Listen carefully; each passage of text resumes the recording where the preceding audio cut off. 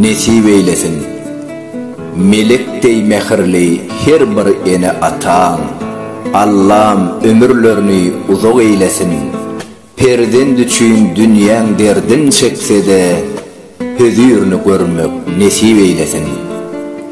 Beyik Allah'ın ömür veren çağına, belent bolsun ruhu köngül dağından, uzak yıllap yetiştiren bağından, meyvesini görmek nesip eylesin.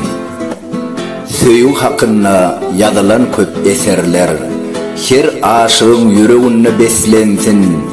Misli şahzada dek gerçek yigitler, şahidine doğuşmak nesip eylesin.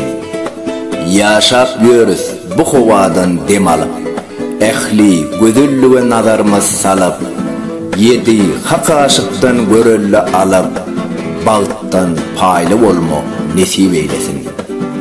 Boşkularım yer şardey aylanıp, orun alsın insanların kalbına, şığıriyetin aleminle mağada, şahir adın almak nesip eylesin.